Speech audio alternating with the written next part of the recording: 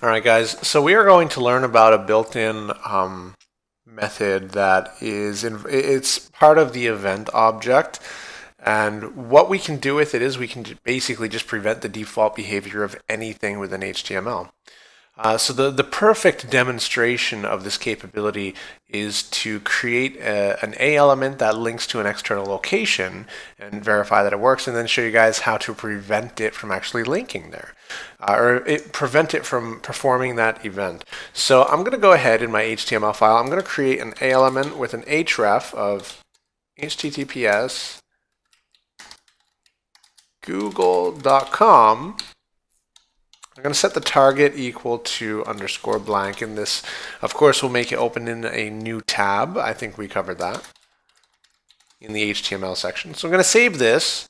I'm going to refresh it. Now, when we click this, we can verify that it does, in fact, work.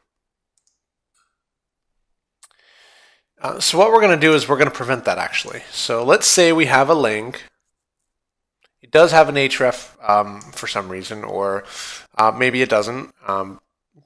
Basically this would be a better demonstration actually inside of a form where you have a button, and when the user clicks that button, you don't want the form to submit, so you would do this.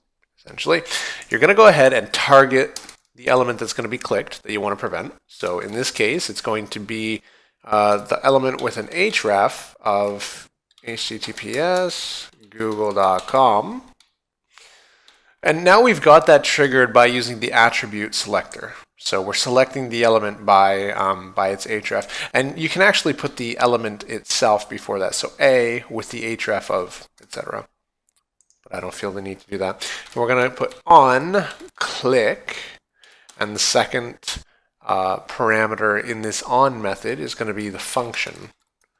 Now inside of this function, we're going to pass the event parameter. And this event object is very important. We pass it in as the letter E into the appending and replacing bit of code here, but we're passing it in by the name event. You can pass this in with whatever variable name you want. It doesn't really matter. And then what we're going to do is I'm just going to console log linking to Google with a question mark because it's questionable, or it will be soon. I'm going to save it, and I'm going to refresh. And we're in the console here. So when I click that, you'll see that it opens google.com still, but it also prints out linking to Google. So we can tell that our selector worked, and we're properly inside of this callback function now. So how we prevent that from carrying out its default action or event is by calling event prevent default. And I'm going to save it. I'm going to refresh. And now when I click it, nothing happens.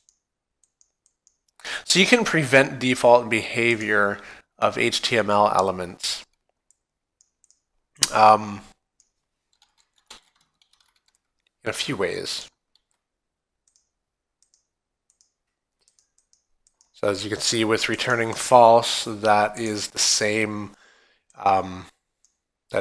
thing. Now, what we could do is we could put an if condition that if a condition is fulfilled, then we can return true instead of returning false. And when you return true,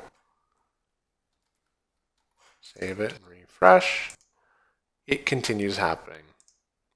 So you can either return false to prevent it from happening, and you can use the event prevent default. Either or will do the same thing in this instance. Now, let's jump back to index here. We've got these text areas and these buttons. Okay, I'm going to create a form element. Now, by default, if there's no action and method defined in the form HTML element as attributes, it's just going to, I think, call get back to the same location that it's currently on, so the index.html page. Now, these buttons are all accounted for. I'm going to save this and refresh. And what happens, as you can see, when we press them, let me actually put an action just so you guys can better see. Action is going to be submit.php. And we'll get into PHP later. That's going to be really fun, by the way. So we've got a form. We've got a text area we can type stuff in. And we've got this. So as you can see, when I click any button there, it's trying to submit the data to wherever we tell it to submit, instead of actually doing, no, don't try and translate lorem ipsum Google Chrome. All right, so what we need to do in order to make this work again is we need to call either return false in here or just prevent default. And I'm going to do the prevent default one, because it's not like actually false. Nothing has been false in here. So I'm going to refresh. And now when I press it, the action that we tell it to do is happening and not the default action. So that's preventing the default behavior within jQuery. And that's going to be useful when we get into like AJAX requests and stuff, which we will cover soon, I hope. I will have to look back and see exactly what we're doing next. But yeah, that's a very important little bit of code.